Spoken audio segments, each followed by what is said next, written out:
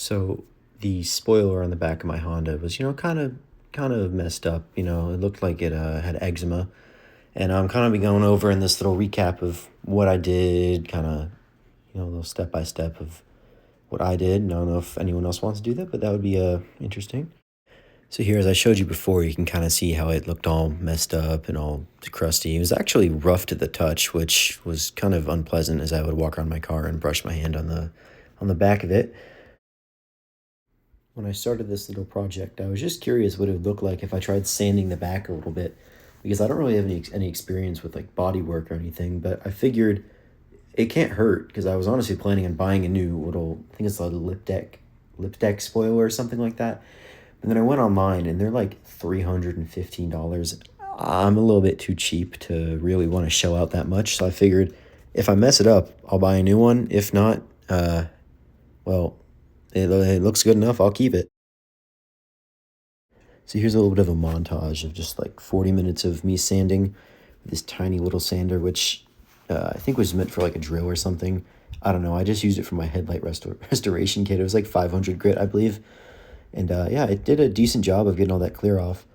At this point, I figured I was pretty far in, so I might as well get all the things I need. So I bought 400 grit sandpaper and 1200 grit sandpaper and a little can of clear coat. The next thing I did is I went and I took that 400 grit sandpaper and I kind of cut it, I tore it up in little bits, and I just sanded away at the top of the spoiler and around the edges because that's where I really was had some leftovers of that clear, and it took a while and it was a bit tedious. I accidentally sanded down one of my fingernails, but that's besides the point.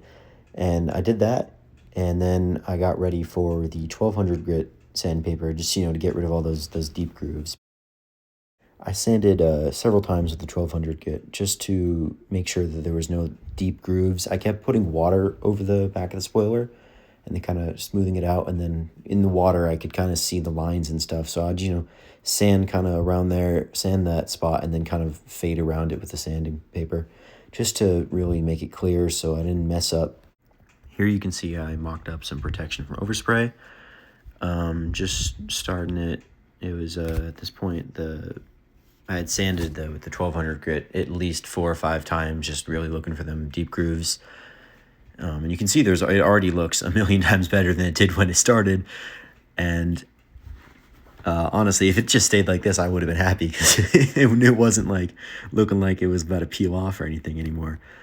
But then I started making up a little setup, to protect from wind and dust and stuff while I was spraying on the clear coat. Here's a little video of the setup that I made. Nothing too special. I think I said before, it's just a car cover taped onto the garage and car halfway through, just protect from winds and stuff. You can see the my great job of taping it to my car with electrical tape. You can see the stock exhaust right there. I actually got a Borla S-Type on it now. It's not loud or anything really. It just makes it sound like a car instead of like a vacuum cleaner, which is pretty nice. I would recommend it. I got off Marketplace for pretty cheap. Sorry about that tangent, but this is what the setup looked like right before I hit it with my first spray of clear.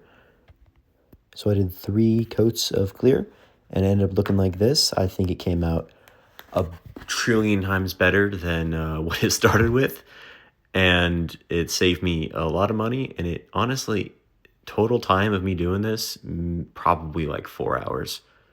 And that I did do this through 2 separate days. If you're wondering, this is the clear coat that I used.